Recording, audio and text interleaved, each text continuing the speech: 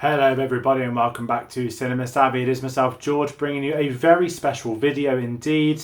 Something very different for the channel, something I've not really done before. It's not a video essay, but as you would have guessed by the title, the fact I've decided to put a suit on, I'm doing a Christopher Nolan video. You may have seen his new film, Oppenheimer. You might have heard of it. It's only been out 9 days so far, and today is also Christopher Nolan's birthday. So if you are watching at the cinema today, then you have done him a massive favour, and the industry, and so much more. But I am here to talk about something so many people have mentioned over the years, whether it's interviews, whether it's online, whether it's discussions, and quite simply at this point, for me at least, and maybe others, it is just a statement of fact. And this is me sort of giving my reasons, trying to explain to those why Christopher Nolan must direct the next James Bond film.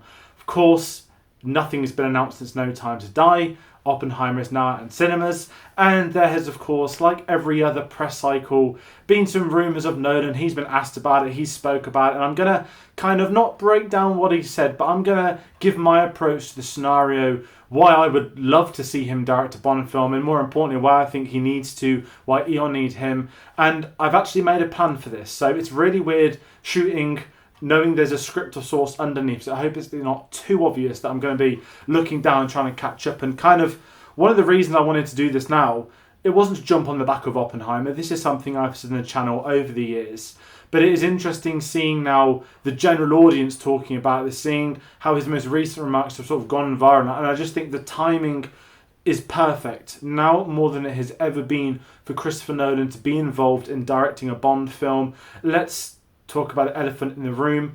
As I mentioned, nothing has been announced for Bond 26. No directors, no writers, no actors, no James Bond himself. It is quiet, and it has been very quiet, of course. Some comments coming from Eon during the 60th anniversary last year. Now the anniversary has been and gone. Nolan's new film has been. It is one of them where I think now was the best time to do a video on it, because surprising to myself, I don't know why this video has not been done in the past, but I do think we are moving into a timing of now or never for Nolan's Bond, and people might laugh at that, history might say otherwise, but I do think one of the core reasons it has to be now is a massive obvious point, and that is the fact that there hasn't been a Bond cast. We know Christopher Nolan would have wanted to have had his own Bond actor. That's been something discussed in the past. He's alluded to it in ways in interviews. He's never said it directly, but he has spoke about terms such as constraints making these films. Of course, with the Daniel Craig era, he has championed that series as well. He's championed Bond for every year it's been brought up. It's inspired by it for his career. There's some really obvious ones. Tenet and Inception are the two that a lot of people will spring to mind. Of course, the final dreamer in Inception being the Snow Fortress on Her Majesty's Secret Service. That's really, to me, from what I remember, that kicked off this talk of, could Christopher Nolan do a Bond film? And it's felt like it's been in the cycle since then. And something not a lot of people have brought up is actually the last couple of films of his. I know that Bond's not had many releases, but the timing has actually been fairly similar. 2012, you had Dark Knight Rises, you had Skyfall, you had Interstellar in 2014 with Spectre in production at that point in time. Then, of course, there was the gap, and then in Tenet, they were asking him again with, at that point in time, No Time to Die was due out that year. So his films have almost been at this position where it's not far into a cycle for him to be brought up, to him to be talking about it, and that's why I think it's really fascinating. Clearly this is massively coincidental. I'm not trying to sound like a mad conspiracy theorist or anything like that, but it's something that I've always thought was somewhat intriguing, at least, and which is maybe why Oppenheimer has been asked now, and it's probably the most poignant time to be asked. As I said, there's nothing in production. No Time to Die come out, of course, at the end of 2021, delayed from however many years and however many times it had been before. And I think that's what's interesting heading into Oppenheimer. Of course, post-Oppenheimer, I guess we can say, recording this on the Saturday. It's one of those where I just think we're at a very, not critical point in his career, with Christopher Nolan, not Bond, of course, but what I think is going to happen now, and I'm not jumping ahead too far to award season, but this is very much, of course, we have Barbie, Greta Gerwig, been tremendously successful in its own right. I think heading into award season next year, Nolan right now, obviously it's July, it's too early, is number one. All the predictions would be to sweep director this and this. Of course, we've got Scorsese films coming out. We've got Napoleon, directed by Ridley Scott. We've got Dune Part 2, presuming none of those are delayed. So we're in a very interesting position as well in regards to status around the director that if Eon were to pounce, this is something which not would be a favour down the line, but if they were to bring someone on board onto this film very early, with the reputation Nolan has now, let alone what comes in the next couple of months and past that point, is something that no doubt a lot of Bond fans have thought about over the years. And kind of with me, talking something as well, a film that certainly has been more obvious since Oppenheimer came out, is I don't want to call Tenet underrated. Of course, it came out during COVID, didn't make money. It was like the only basically blockbuster to come out in 2020 during that, which is insane. And like we'll say with many other things, and I'll probably bring up Nolan's reputation, his power himself later, no other director was going to get a blockbuster released at that point in time. And I do remember going to watch it multiple times at the cinema. The Imaxes were re-releasing all of his other films in the lead up to that, because of course they were only released for us.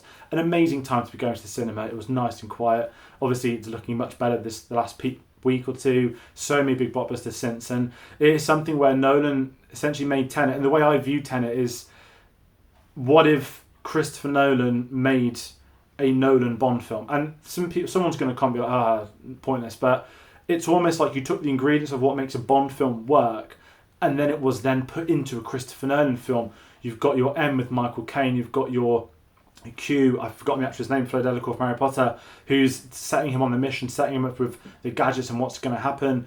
You've got the classic Bond villain essentially with Kenneth Branagh and the megalomaniac who wants to destroy the world. You've got your Bond with the lead character, the protagonist. And it's one of those where all the ingredients, even globe-trotting adventures, going around the world to these exotic locations, maybe other locations that haven't been seen on film too much, it felt like he took what had happened in the past. And a really funny thing I remember is on the marketing campaign, the word Bond was not mentioned at all in any of the featurettes.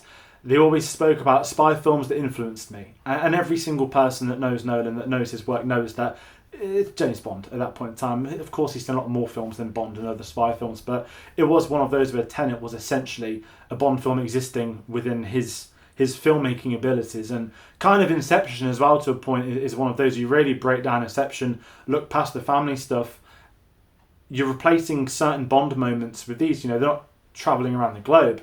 They are to a point, but they're going within dreams. And certainly the concept, the espionage side around it, is one of those that does make it very interesting. And of course you've got some classic Nolan players around him in that film as well. And I do think if you're looking at Nolan's influences of James Bond in his career, they're the two films that jump out, and you can find them littered within so many of his other films. I kind of think that's what makes it not just an obvious one, but his work, his filmography has sort of called out for him to be in a Bond film, to be directing a Bond film. And even the logistics of this is why I think it is a now for me personally. Nolan has always worked project to project. And if you're unfamiliar with that term, the best example, it is itself the term, but some directors will talk about X, Y, and Z, A, B, and C projects down the line. Spielberg jumps to mind. However many unmade Spielberg films are there that he always spoke about, he's developing this. They never reach the light of day, it ends up somewhere else, and it's not a Spielberg film, therefore it will not be as good as it could have been. And Spielberg's career is littered with that. Whereas you look at Christopher Nolan's career, not only is he secretive in storytelling and what he wants to do, but so many times a film will come out and he'd have been like, I was working on this, quietly for 8 years, 20 years. Dunkirk, he went to do Dunkirk with his wife. He went on a boat in the 90s. The film came out in 2017. And he spoke about at the time of making that film that's when he felt competent as a director to be able to take on a film such as that. And if that's an idea that's floated around in his head for 20 plus years, Inception's another obvious one people talk about. He wrote that screenplay on and off across an 8-year period of his life. It's always been there, the ideas. And Oppenheimer is almost an accumulation of his career, and I've said this a few times now. But if you look at everything within Oppenheimer, if you've seen the film, obviously it's based off real life, it's biopic. So many little parts of this have been throughout his career, and I'm not just talking references to Oppenheimer in Tenet. I'm not just talking, in fact, there was nuclear bombs within Dark Knight Rises, the concept of taking this power and then weaponizing it and using it against the masses. It's always been building up his career to Oppenheimer, and even within his own personal life, you could argue that there's also been that in the background for those that do know what I mean by that reference. And it's one of them where now his new film's out, it's not to take any criticism of Oppenheimer at all, but people will start saying what's next. And that's the beauty of a director like Nolan. When his new film comes out, it's almost a compliment to say, brilliant, what's he going to do next? Because he's one of the few directors left that is able to craft this insane original films done in a way with budgets that studios don't give to other directors, that don't give to experienced directors. Look at, Scorsese and Ridley Scott having to, no disrespect to Apple, but no one's funding their films except a streaming service. Now, luckily for us, they're putting it in cinemas, they're putting them both in Imax. Nolan is one of the only directors that could turn up to a studio and say, I've got a $200 million budget, this is the film, fund it. And they will. Someone always will. And that is the brand and the power he has that directors just don't have at this point in time. It really separates him from the others and makes it even more intriguing for what a Bond film could do. But there are other caveats from that. And this is where I'm going to try and balance it out, not just me hyping up his film, his work, but I'm going to talk about something which not many people have. And it's not just the concept of the strikes, but Nolan was at the UK premiere for Oppenheimer. Of course, if you're familiar with what happened, the strike kicked into place for the SAG. I'll talk that in a bit more detail after. And obviously the cast had to then leave the red carpet, stop promoting the film, and they all went home and have obviously been there or on the picket line since. And that's why, footage was going around of them leaving the building. And Nolan gave a speech within that, explaining to the audience, the people in the auditorium, it was at the Odeon in Leicester Square. And he actually also, not just backed the SAG, the WGA, he spoke about the industry as a whole. And he actually said he will not begin his next project until the strikes are resolved. And there's two ways to look at this. It could be him stating the obvious. You can't make something at the moment. He is part of the WGA. Therefore, in theory, he won't be submitting anything of writing. I'll get into that a little bit more. But you could also read into it that there is a project lined up. As I've said, he finishes one project and then he moves on to the next. But because of his not non-ability on social media, of course, because he's quite, I'm trying to think the right word, Robert Downey Jr. did a really good one. He's quite sort of ambiguous with his spare time that you don't see much of him. He's not a major persona. And it's almost quite mythical in a way, his approach. And you hear of these actors where they get called out of the blue saying, do you want to be in a Christopher Nolan film? And that's it, they're in. And that's kind of how I feel like he approaches this. So even if he does have projects lined up, we're not going to hear that until it's time to announce it.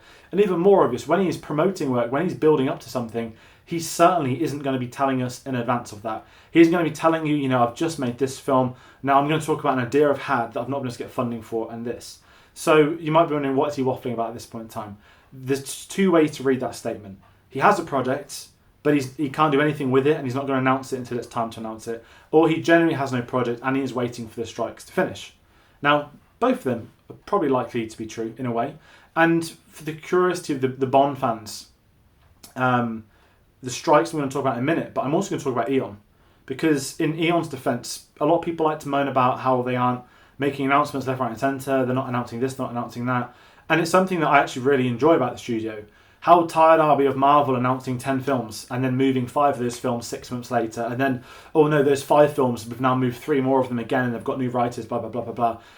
People want to give it easy at attacking Eon, and I understand there's certainly a gap that they could fill somewhat with when there's not a Bond film in production, sorting out the 007 stores, the obvious one. I know their social media isn't of all, but I quite like the fact that Eon is secretive, that they're not milking what there is to milk. Of course, there are some issues, there's things we'd all like to see improved. For example, 4K box set's the most obvious one that's calling out. But it's one of them where, in respect to Eon, we don't hear about names of directors that are coming and going that aren't ever made official. When there is something to announce, they will announce it. And I do like that we've had nothing since No Time to Die. In the same way, we're not going to hear anything from Nolan after Oppenheimer. And I went on Radio 7 podcast a few minutes ago, and I kind of said to them that I think if we don't have a director announced by the time Oppenheimer comes out, I will be convinced in my head that Nolan is taking that film next. And I still maintain that belief. It's an outside prediction. But there's also one other big obstacle. There's not the strikes. I'm going to get to that just after. I'm going to talk about Universal Studios. And this is something I've not had enough people talk about. Universal had the international distribution rights to No Time to Die, Bond 25. They had a 2-picture deal. Now, for anyone curious about the term international rights, obviously I'm English and based in the UK. That classifies as us in the industry sense. Domestic is America and Canada. International is everybody outside of that. Universal have these rights for one more film. And they'll be involved within that. Of course, Eon have all the actual creative control. But, you'll get an amazing, hopeful gun barrel from the Universal logo again, because I absolutely love that from No Time to Die. But it's also something which I've been thinking from the get-go is, Christopher Nolan walked out from Warner Brothers, rightfully called them out, the absolute state they're in at the moment. And he had the choice, he had a list of demands. Studios came to him. I believe Apple almost did do Oppenheimer, which would have been really interesting.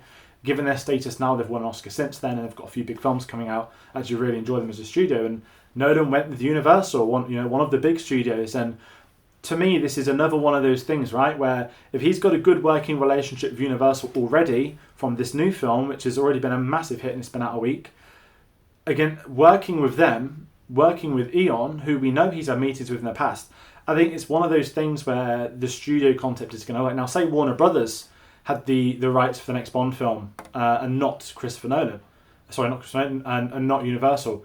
That could be an issue given what's happened in the past, although there are reports that Warner Brothers have sent Nolan money as a thank you, which is very odd. But again, they're desperate trying to get him back to their studio. And we can't rule that out in the future, but it's just something that I've been thinking of that's kind of coming into the play of if the puzzle's coming together for Nolan's Bond, I do think Universal will have some say in that. And I think it will be a solution that works for all parties, proven that they've rolled out with his distribution requests for Oppenheimer, having no film out 45 days before or after, I believe, was part of his policy.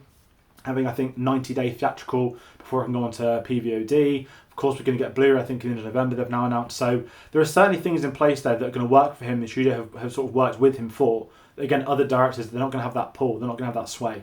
But the massive hold-up, the hold-up that no one's talking about within the Bond community, and, it's very easy for me to sit here in a film bubble. I've studied this industry, I've worked in this industry, I've done this in this industry, video stuff. And, of course, we've got a massive, massive issue at the moment with the strikes. The WGA Writers Guild, I think, of America, and the SAG Screen Actors Guild.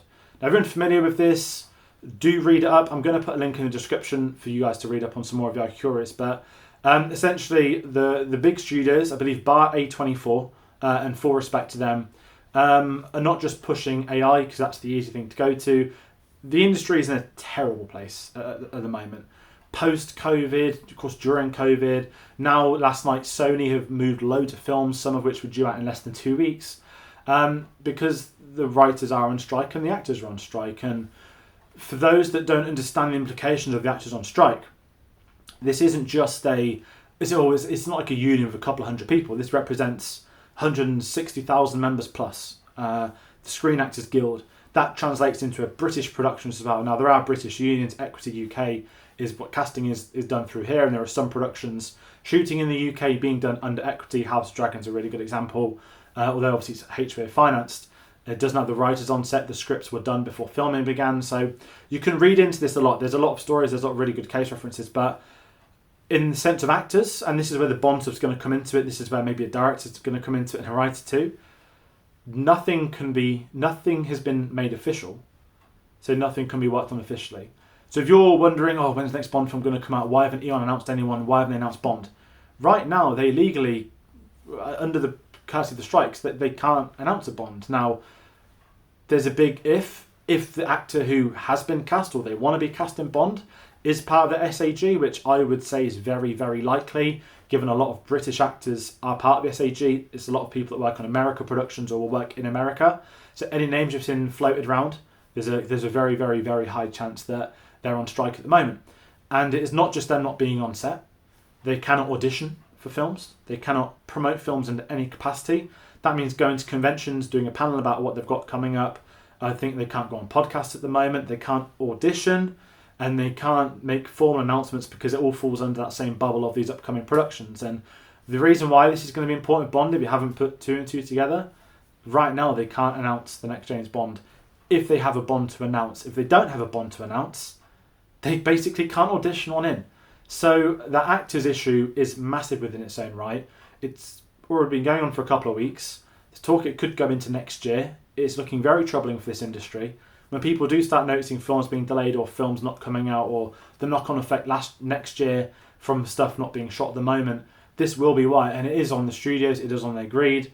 As I said, please read into it. I could give an essay on that. People don't want that. I'm here to talk about Bond and kind of in retrospect to that also then delves into the writer side of things.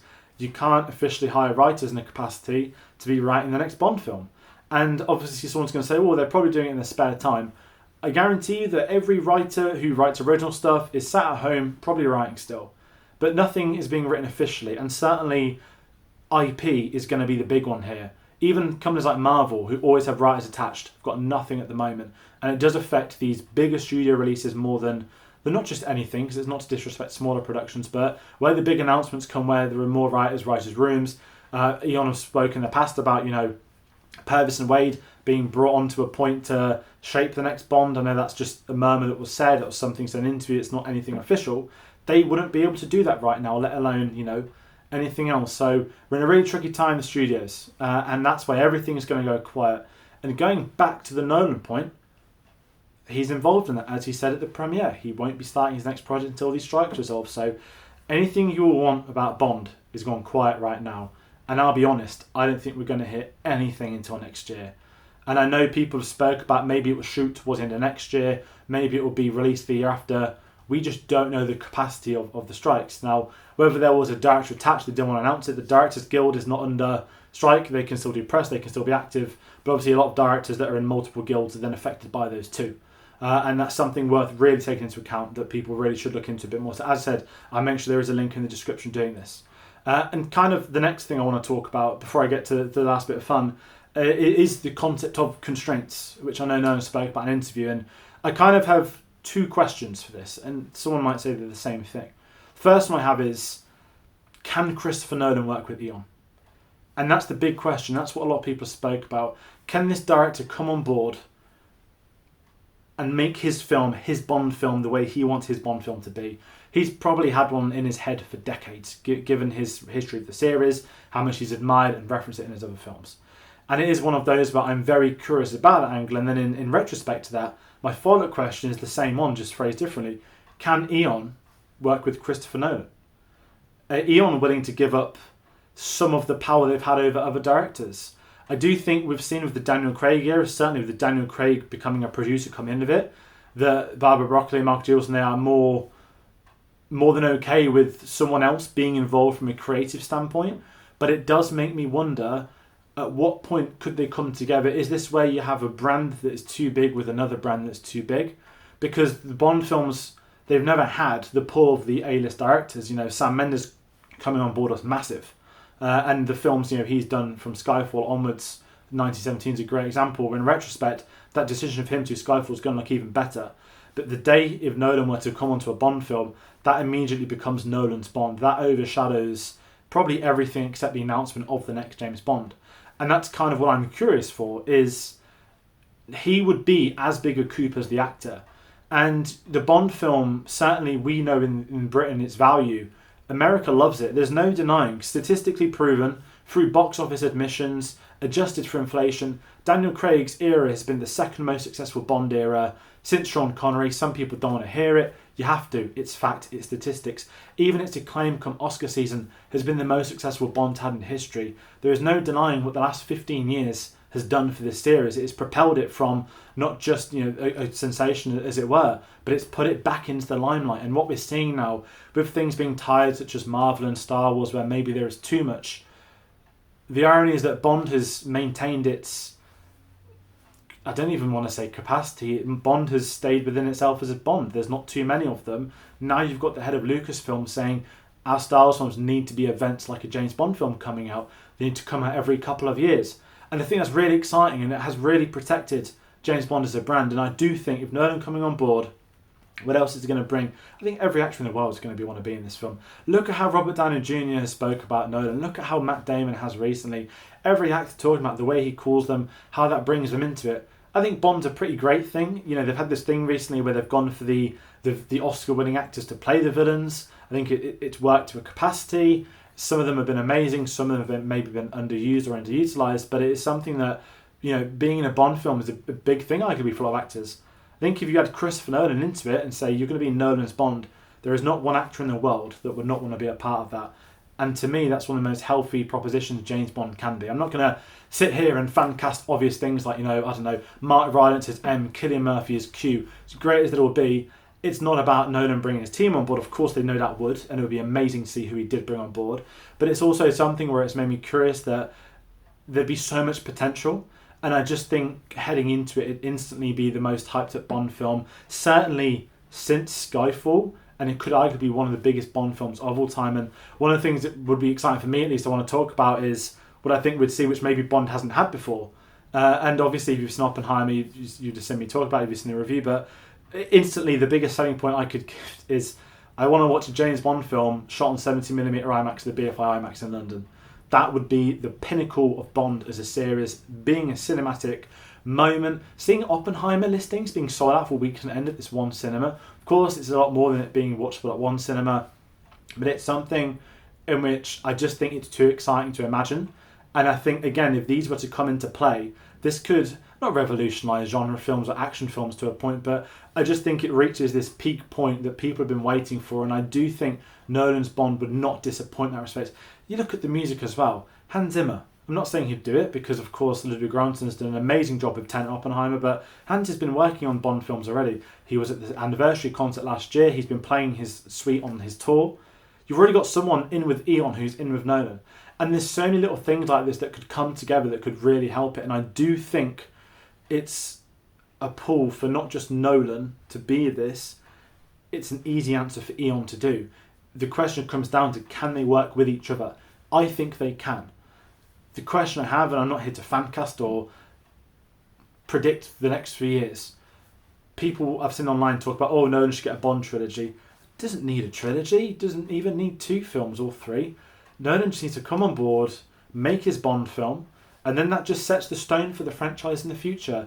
Every director would then be able to come into it down the line, unless he wanted to do another one, of course. I think it puts it in a very healthy situation that Bond maybe hasn't had. I haven't spoken about Amazon yet, and I do think this era, people have been talking about Amazon maybe too much, that what it has financial protection that the Bond films haven't had in its history. With MGM's multiple bankruptcies, that affecting the Craig run, I do think Bond financially is going to be in the healthiest point it's ever been in. Amazon already committed to the cinema experience. Now you need to bring on the creative team to enhance that.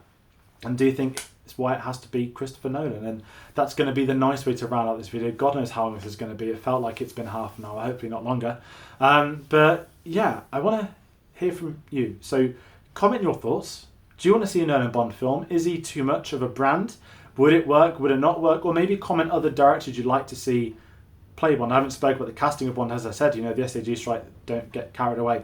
Not much can happen, but I myself think it is the match made in heaven, and it is genuinely a now and ever for Nolan to bring in his creative team. And I want to hear all your thoughts with that as well. And if you've liked this video, we've got a lot of other Nolan stuff on the channel. We've got the Nolan retrospective on our homepage. We've done a Bond retrospective in the past as well. You can check both of them out, reviews of all the Bond films, of all of Christopher Nolan's films, if you do want some more. There's going to be other videos coming of Christopher Nolan later this year when the Oppenheimer 4K drops. And there'll be a few other things, and who knows, if there is a big announcement at some point in the future, maybe there'll be a follow-up to this. But I hope you've enjoyed it. I hope it's come out well. And until the next time, take care and we'll see you then.